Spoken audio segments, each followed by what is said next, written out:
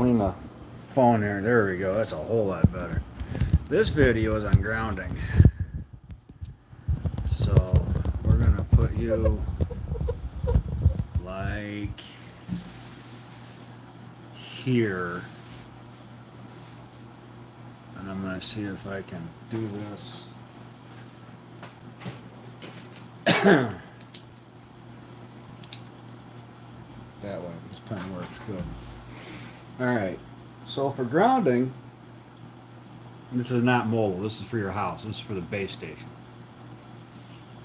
So this is basically what I got going on. I got the negative from my radio power supply going directly to a ground block up underneath over here. And then I've got my main ground, flat ground strap coming in from the outside for what you call a devil's triangle, coming directly in to the ground block. And then everything flat ground strapped to the ground block. The case of the power supply, my big one, is going to the ground block. The case of the Cobra 2000 is grounded to the ground block.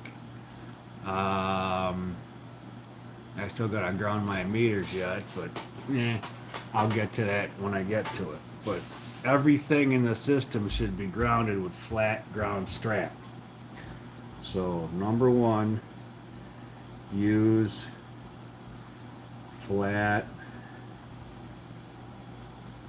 ground strap. S-T-R-A-P. Why?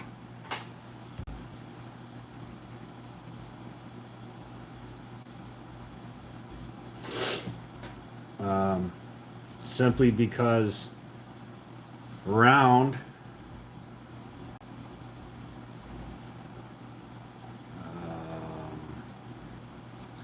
cable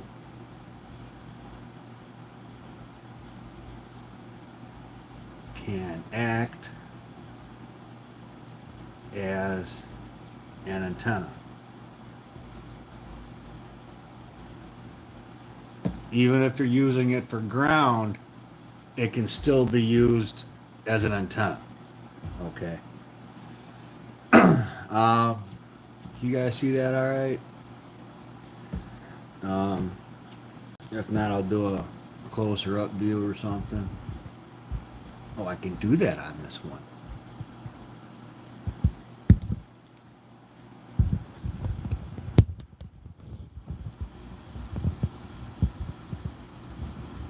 It is coming in backwards for you. Great. All right, I will have to flip it around and do that. Hang on a moment. Let me fix this for you. There.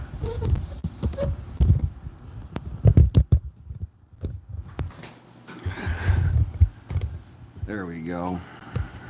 There, you can see that, right? That should be better. Yeah, that inverted. Yeah, no, you're right. You're right. What, Bovice? Bovice? Am I saying that right? No, you're right. That was inverted. That was the phone being flipped the opposite direction. Thank you. You know what I should do though is clean these lenses here real quick on my Galaxy phone. Sorry, I know this is inconvenient. There, now you can read it, I think. Okay, so back to the flat ground strap. You use the flat ground strap because flat ground strap, here's the other piece. Here's, this isn't half inch, but this is flat ground strap right here, okay? This is like a little bit wider than the size of my pen. This is half inch ground strap. What's the good stuff that I got? 3/4 inch? Probably 3/4 inch. Yeah, that's the stuff I'd recommend using is 3/4 inch. Because that's what I've got running is 3/4 inch everywhere. Yeah, 3/4 inch. Yeah, it's 3/4 inch. This is 1/2 inch. I don't know if I have any more 3/4 inch. I'll look for it later. But anyway, this is what you call flat ground strap. It looks silver, not coppery. It's aluminum coated copper is what it is, I believe. But this is flat ground strap, and this is what you want to use. You don't want to use anything round, like wire, any kind of wire. I don't care if it's 22 gauge, 2 gauge, 4 gauge, 8 gauge. You don't want to use it. Not for grounding. Now, grounding boxes where you have the negative post of the negative coming out of the box, yeah, that's fine to hook up to that ground. But your grounding for the power supply should be grounded directly to a copper, not brass, but a copper bus bar of some sort. I'd recommend that to be flat as well. The only thing that should be round would be the copper ground rods outside. So, okay. So, why only use a flat ground strap? Because round cable can act as an antenna, and it can. I found that out to be fact here at the house, and I found out to be fact in the Suburban years ago. So it's like, nah, that doesn't work. Replaced it with all flat ground strap, problem disappeared. Okay. 2. Use at least one 8-foot long copper ground rod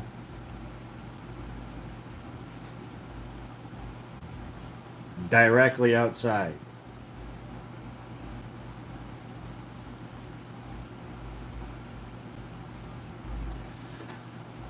I've got my ground rods. I've got 3 ground rods. I got a little more advanced than just one, but this is just basic 101 base grounding. Okay, that's what this is. So now, for everything for the house, you either have a base radio, and that's plugged into the wall, so it's kind of grounded that way, but most base radios don't have a 3-prong cord. Okay? Most base radios have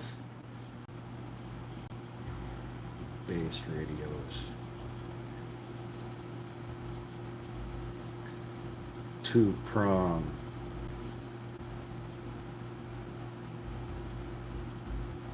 power cord.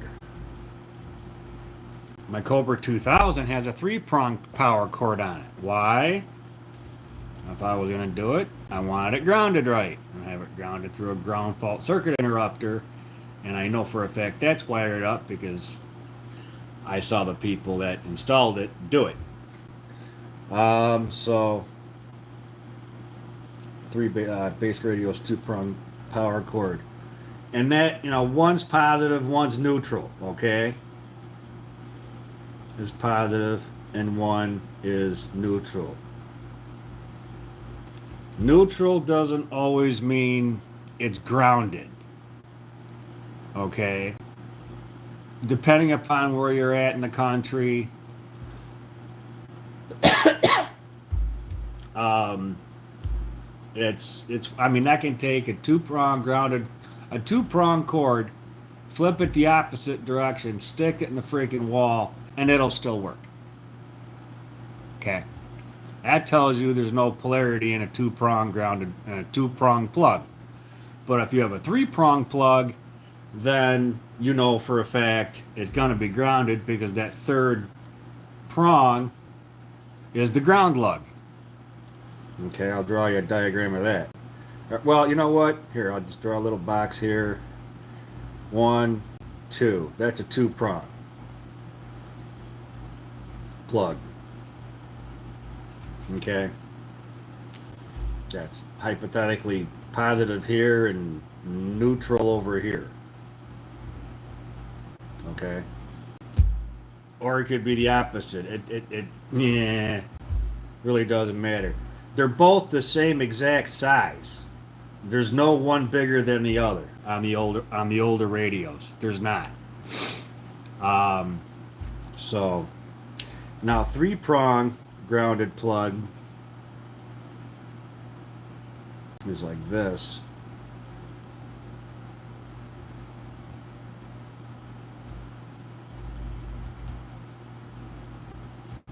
Okay, so you got one longer one shorter one, and then you got your ground lug. This is your ground. This, I believe, is your hot. This is neutral. I could be wrong on that, but I don't think so. Anyway, just for sake of writing stuff down, yeah, whatever, okay? This I would suggest to use. Use this. Replace power cord. Okay, or have it replaced. That helps with a lot of your static and things of that nature too if it's grounded properly. It dropped the receive on my Cobra 2000 immensely. Before I was getting 2, 3S units or more, actually three almost 4S units of static at all times. I mean at all times on the antenna. Recap the radio, retune the radio, do all this other stuff, put the 3-pin grounded cord on last, static drops. So when your static drops, that doesn't mean you lost your receive. That means you just grounded your radio. Now that's just for basic grounding stuff. Now we got to get to okay, ground block. I'm going to draw a picture of a ground block. Ground block. I'll just do this just for a quick reference. So you have a main here for the flat ground strap to go hook up to. So we'll put this as out. Okay. Out to ground rod outside. Okay, that's what this is. All right, now then you have your, say, bolts that you have. This is how mine is. Here, the bolts that I have are all, they're all copper, I believe. I had this made for me years ago. No, they're brass. The bolts are brass. But the plate is solid copper. It's, I think it's, I'll measure it in a second. It's 1/4 inch. Yeah, that's half of that. It's 1/4 inch solid copper. So that's what I've got. Doesn't matter, but that's what I've got. So I've got this connected with flat ground strap to the radio, RADIO. I didn't spell it right. Radio power supply. That's flat ground strapped. Negative to here. And then I've got big power supply. Negative going directly to here. And I got case of this going directly to here as well. You can use the same port for the same piece of equipment. So if you want to do case of the power supply and negative of the power supply, you can use the same lug. Okay. But don't be using this lug for this and that lug for this. Don't be switching them around. If you need, you can even label them if you want. It ain't gonna hurt nothing. At least you'll know what goes to what by looking at it. Okay, and then you have, so when you, and then on the bigger boxes, they're all just grounded directly to the back of the power supply anyway. So your ground lug back there is one that's grounded to the distribution block, which is grounded outside. See how this works? And then you have your driver power supply.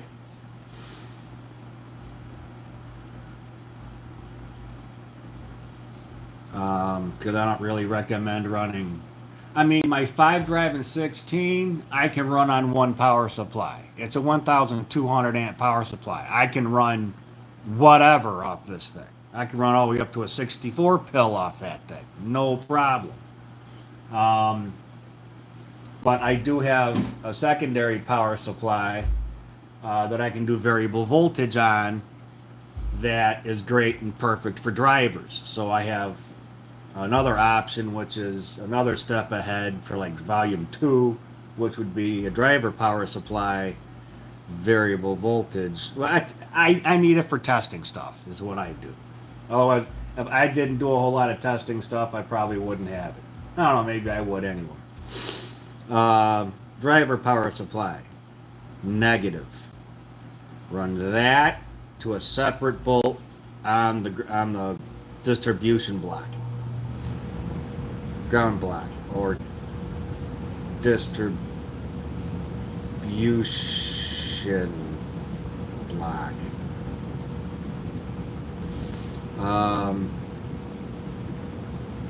That could be spelled wrong.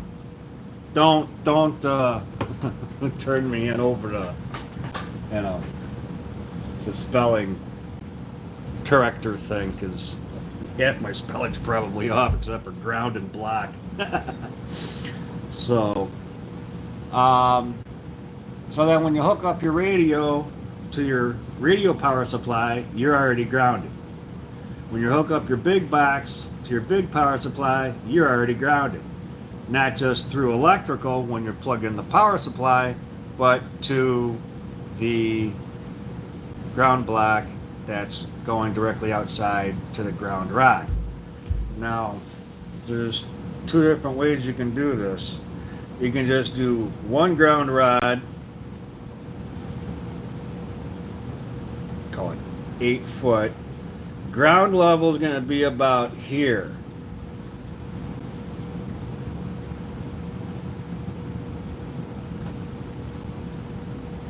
Okay.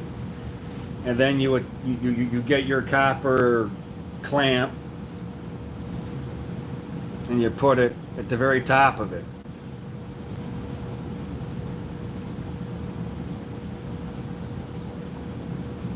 And you run your thick ground strap from here directly into the house. This is the wall for the house. This is going into the house. Now, you can also run it through the same hole you have your coax going through.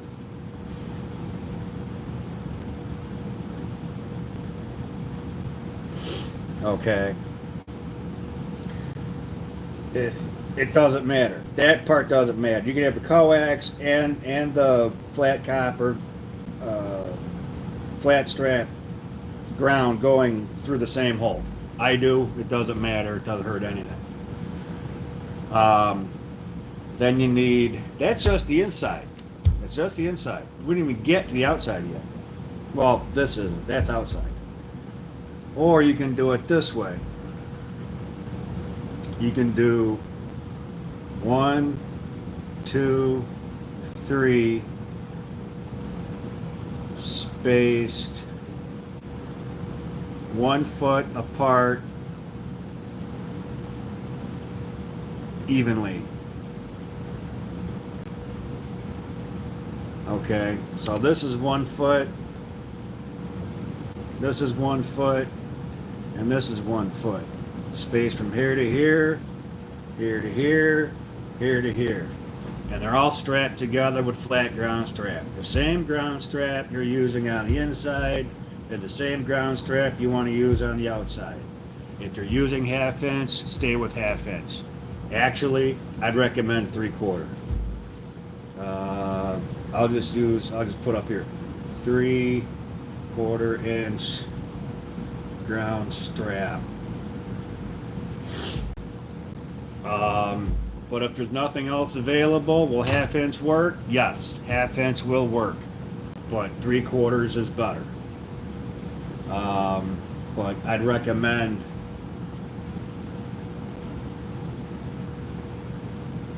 3/4 inch ground strap.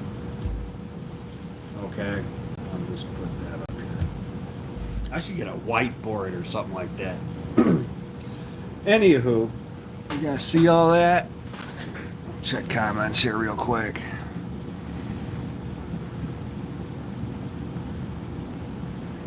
Yeah, I didn't invent this stuff.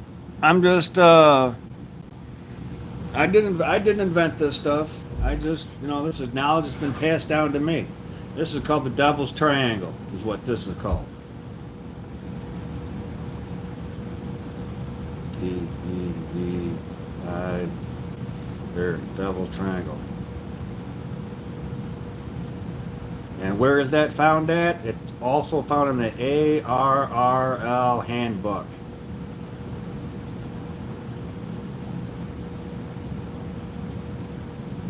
Okay. I'm sorry about my handwriting, it's bad, but that's called the Devil's Triangle. You can find it in any ARRL handbook. It's in there. It's in every single one of them that I'm aware of. It's been around forever, and it works very well. So instead of doing just one copper ground rod, 8 foot, do 3 of them.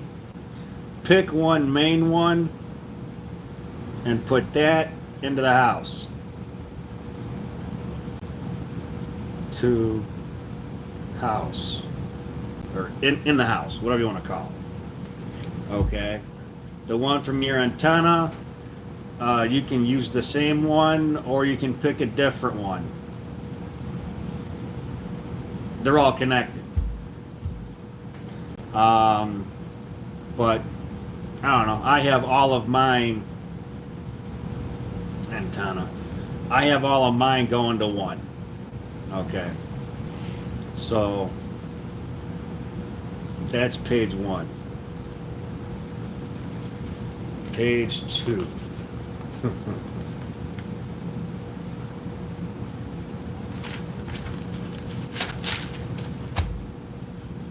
Page 2. Base. Grounding 101. Now, we got to ground the antenna too. Alright. So,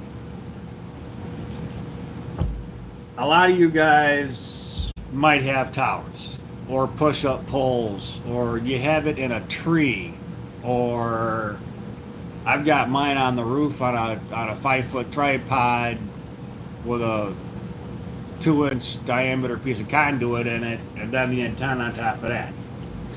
So there's multiple ways to mount the antenna. Okay, regardless of however you got your antenna mounted, You have to run flat ground strap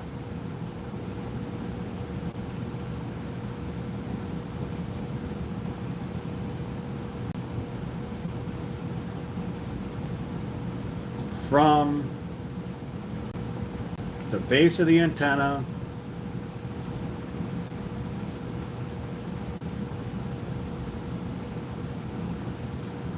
to ground rod. Okay. Now, you can do this. I mean, every bottom of every antenna has a way you can mount it to a pole, or a pole. So whatever you're using, like a clamp or whatever, take an additional 2 lock washers and a washer.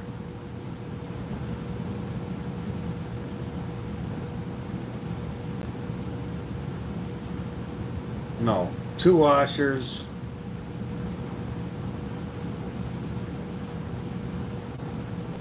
1 lock washer,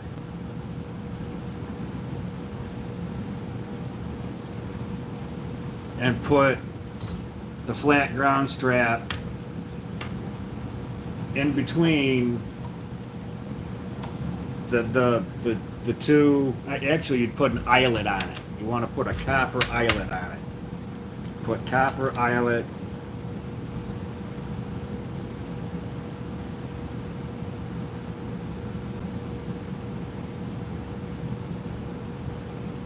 Attached to antenna with copper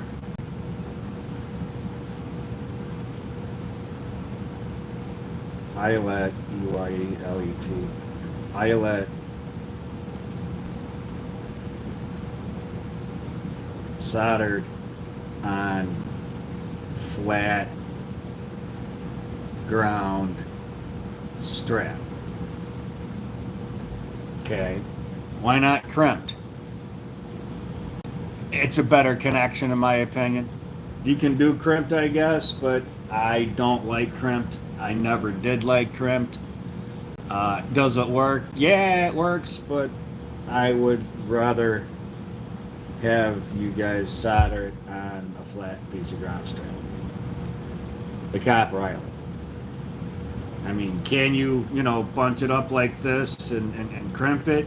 Yeah, you can, because you're actually doing that at the ground with the ground rods.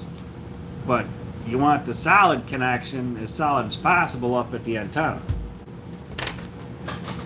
I check my ground connections at least once a month. I know the one up on top is fine because it's soldered. I don't have to check that one. That's soldered, and I know that's good. And I know it's not going to get loose because I've got 2 washers and a lock washer on it, and I got it attached properly to the bottom of my antenna. And then from there, here, I'll draw a little picture here. We'll just draw an antenna. Say this doesn't matter what antenna it is. It could be mine, it could be Antron 99, it could be anything. Doesn't matter. And then you have your pole. Okay, call this the pole. This is the antenna. Antenna's here. Pole is here. Okay. And this is where you have it connected with your clamps, right? Clamp.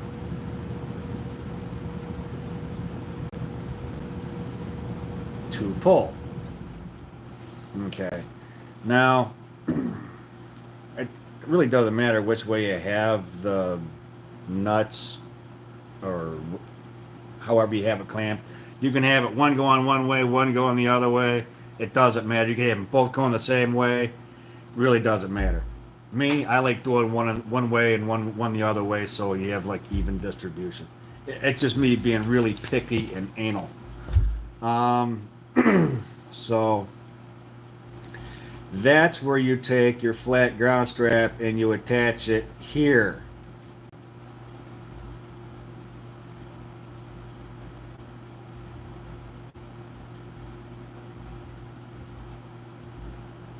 S-T-R-A-P.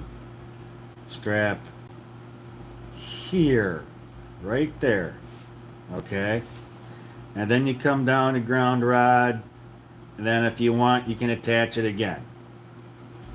And then you can attach it again, depending upon how long your pole is. You know, you can do that. This you can use a flat.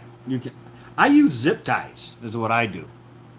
Okay, so it's not just hanging around in the wind. You don't want to do that either. Um, I know a lot of you guys know all this stuff. I'm just going over it anyway, only because of there are some people that don't know. And for those of you that don't know, this is a great educational for those of you that would be great to know.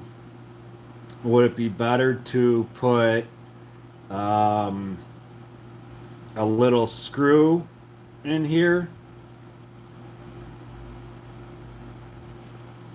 for ground?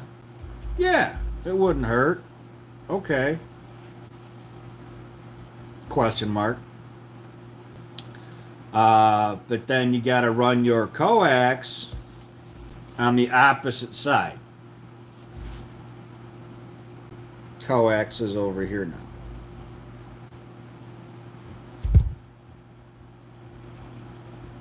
Coax. Okay. See all that? Okay. So, and it gotta be zip tied or something to where it doesn't rub against the screw. Because in the weather, the coax will rub up against the screw and it'll end up being bad. You'll screw up your coax. I promise you. Water will get into it, you start having problems, and all of a sudden, pow! You start blowing up stuff and you have no idea why. That would be why. That's why I put a question mark for screw okay question mark. So this goes all the way down, and then if you have it going, if it's on a tripod like I've got mine, my tripod comes up to about here. This is a really bad drawing, and then my tripod is like this. Mine's 5 feet tall, so I got to get on something, and you got it mounted here and here. The roof. This is the roof. Actually, it would be like this because I have a pitched roof.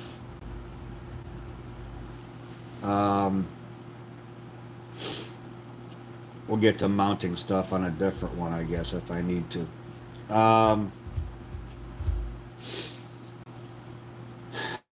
So then I got the ground strap not coming down straight this way. I've got it going down here with zip ties, but I've got some slack too. I've got a little bit of slack, not a lot, but just enough. Okay, I mean, like, this is enough slack right here. This is enough. The way this naturally sits, that's enough. I still ground strap it here and here, or every foot or so, with zip ties. That's how I've got mine done. And then I've got it going to across the roof to my gutter, and then I've got it zip tied again there, and then it goes down the gutter to ground rod. Okay. That's the end of the roof right there. Roof line.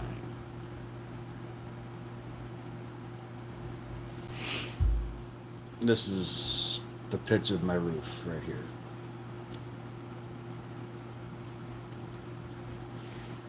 There. So that's how I've got mine done, but it's attached at the base of the antenna. The pole is also grounded. The tripod is also grounded. I did take a Dremel and ground and take the paint off a couple spots on the um, tripod and screw it into one of the legs of the tripod. I've got one screwed into the very bottom over here uh, before it gets to the tripod. But my coax is nowhere near it. My coax is on the opposite part of that. But my coax goes along the same path with the roof to the gutter to go around to go down to the ground rod. It goes to the same area. So that's how I have that grounded. If you have it on a mast or a tower, tower is different. There's lots of different ways to do it from a tower. There's guys that have had towers forever, and that's in concrete. So here's your lawn, and then, or your ground, or whatever you want to call it, and then you could have 3 ground rods over here, 3 ground rods over here, and then ground from your mast and your rotor and your antenna. There's multiple ways to do that.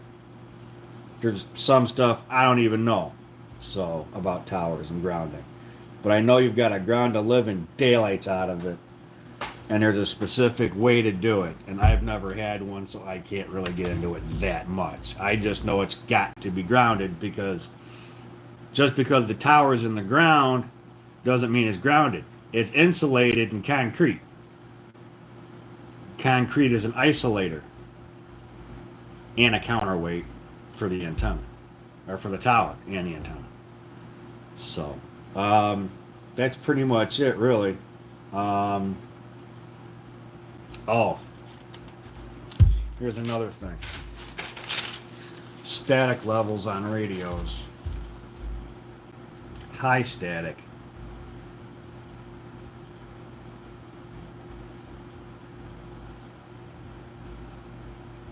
Base, mobile,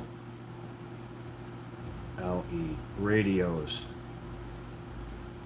Okay, so hypothetically, you've got a cheap power supply.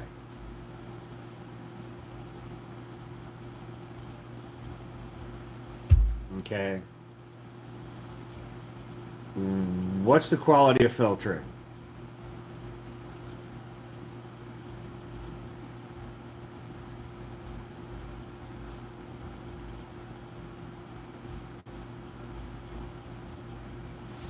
Does it have a 3-prong grounded plug?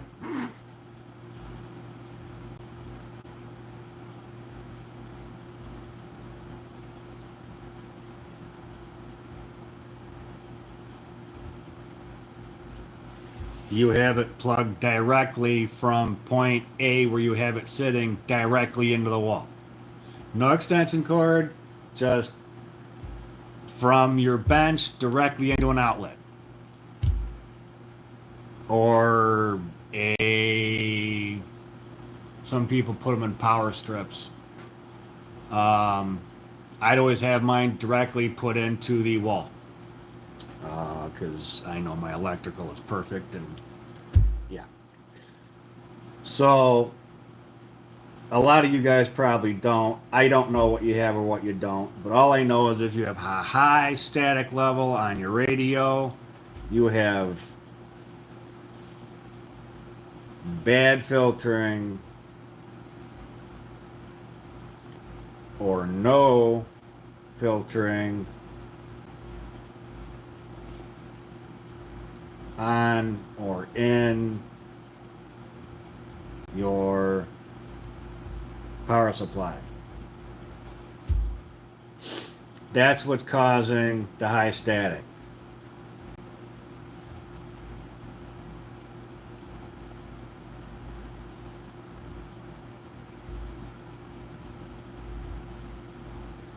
and poor grounding,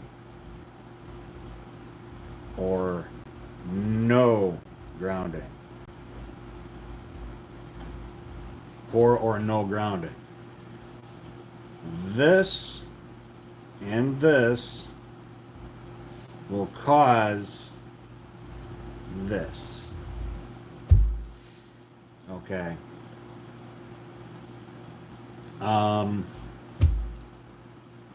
And you want to make sure that, I mean, my power supply that I run my radio, let me double check. I don't think it's a 3-prong grounded plug. I really don't. Let me double check real quick. Where is it? Nope. It's not. Actually, yes, it is. I have it going to a power strip up on the very top, so it does. It does have a 3-prong grounded plug on it. So I'm wrong. I still have the negative on it going directly to my ground block. But I'm using 1/2 inch on the inside and 3/4 on the outside. The big power supply I use actually 1 inch flat ground strap for the big 1260 amp power supply, but I use 3/4 inch for the case of the power supply to the ground block. My driver power supply I don't have grounded right now, but then again I don't need to have it grounded right now. Okay, it's grounded through the plug, which I know for a fact is grounded through the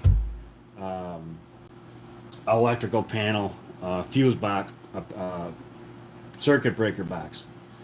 So if I have any issues with the power supply, I will start grounding it. But I don't have any issues with it, and it's fine. If I need to, I can just go from the case of this power supply to the case of that power supply, and that would be fine. At least temporarily, not permanently. Permanently, it would be negative for the power supply directly to the ground block, and then case of the power supply directly to the ground block.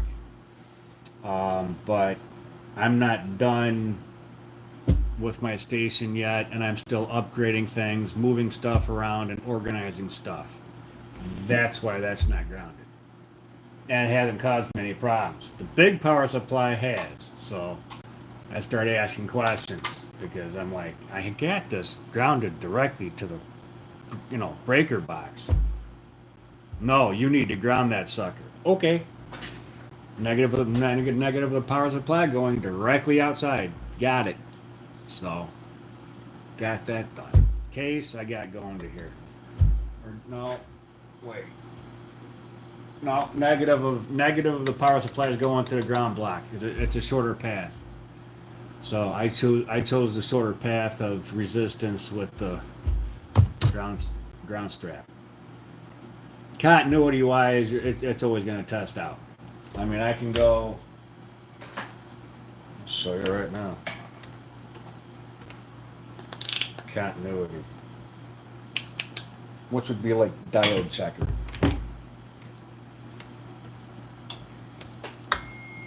Negative of the post directly to the ground block. Done. Case going to thing. Done. Power supply separate. Holy shit. It does do it. Interesting. I don't have any flat ground strap. Oh, I know why. Anyway, yeah.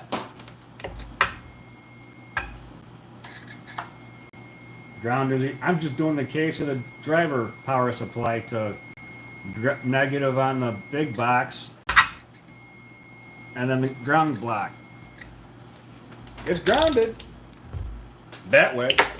Physically, no, but electrically, yeah, it's grounded. So it's grounded. Yeah, I'm happy. Uh, cool. So there you go. That's what I've got. And that's what this is all about. I mean, if you want to get into more grounding, ground the meters.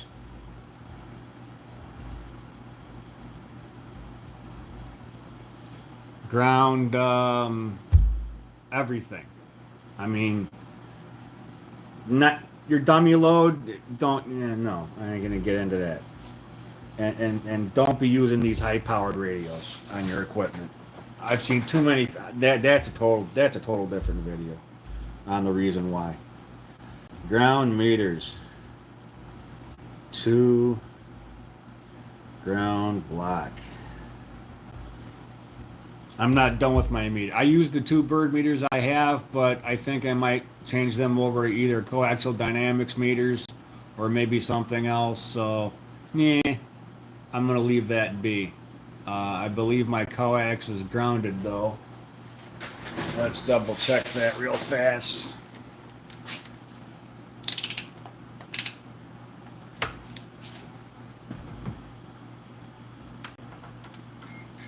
Yup, one side to the other. Cased, coax grounded, middle connector grounded. Yup, it's grounded. Well, it's continuity grounded. So, if you don't know, take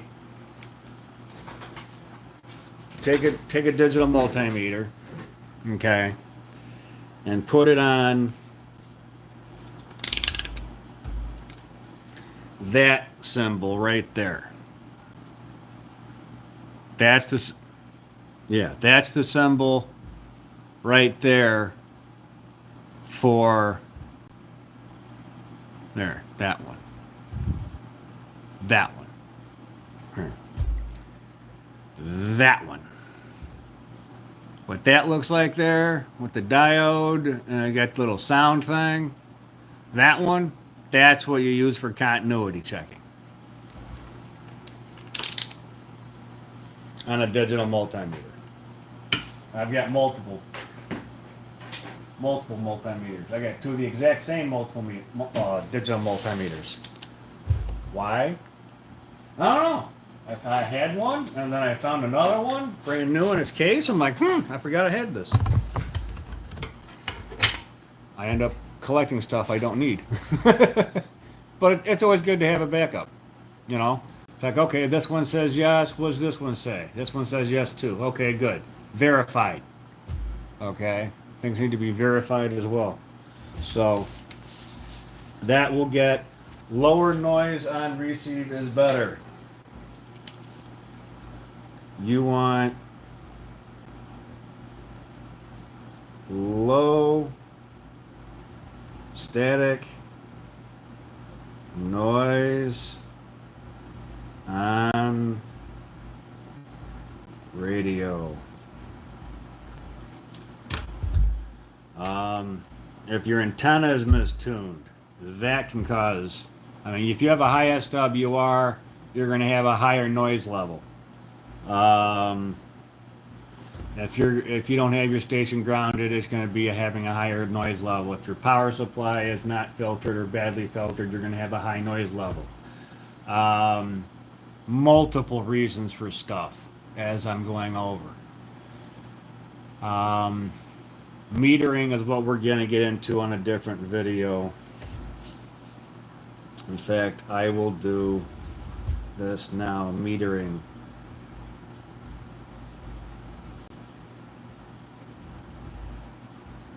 Next video.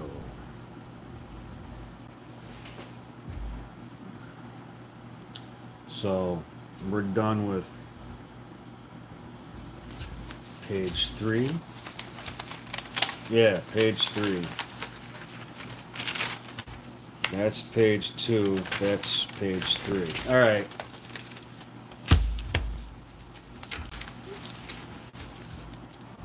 page 3.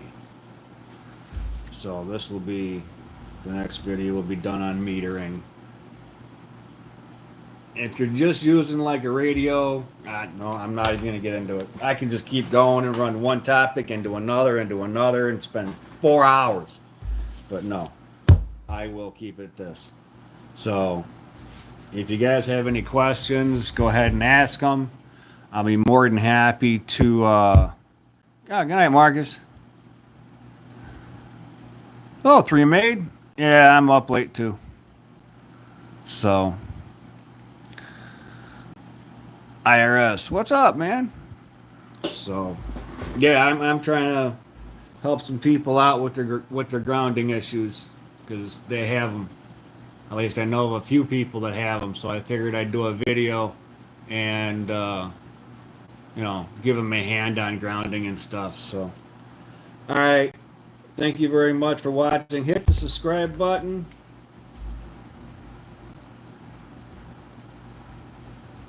Subscribe. Hit the button. Please.